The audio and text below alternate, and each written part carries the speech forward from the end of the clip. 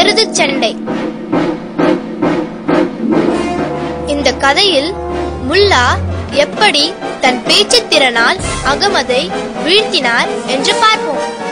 ஒரு நாள் முல்லா தன் நண்பன் அகமது வீட்டிற்குள் ஓடினார். தூங்கிக் கொண்டிருந்த அகமதை எழுப்பினார். நீ இங்கு தூங்கிக் கொண்டிருக்கின்றாய். உன் எருது என்ன செய்ததென்று பார். என்ன செய்தது? உன் எருது என் பசுமாட்டுடன் சண்டை போட்டது. என் எருதுதானே வெற்றி பெற்றது.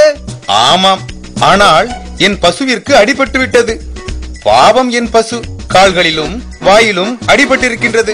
இப்பொழுது தெரிகிறதா என் எருது எவ்வளவு பலசாலி என்று? இனிமேலும் நீ உன் பசுவை என் எருதோடு சண்டை போட விடாதே. இனிமேல் சரி, ஆனால் நீ எனக்கு நஷ்ட ஈடு கொடுக்க வேண்டும். என்ன தைரியம் உனக்கு? என்னிடம் நஷ்ட ஈடு கேட்கிறாய்? நீ ஒரு புத்திசாலி என்றல்லவா நினைத்தேன். முல்லா, ஒரு மிருகம் செய்யும் தவறுக்கு மனிதன் எப்படி நஷ்ட ஈடு கொடுக்க முடியும்? அப்படியா?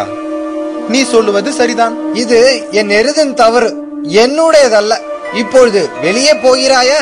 நான் தூங்க வேண்டும். அஹ்மத், நீ சொல்லுவதை நான் ஒத்துக்கொள்கிறேன். இதில் ஒரு சின்ன மாற்றம். என் எருது உன் பசுமாட்டை தாக்கியது. அடிபட்டது உன் பசுதான். என்ன? ஆனால் நீதான் சொல்லிவிட்டாயே, மிருகம் செய்யும் தவறுக்கெல்லாம் மனிதன் பொறுப்பு கிடையாதென்று.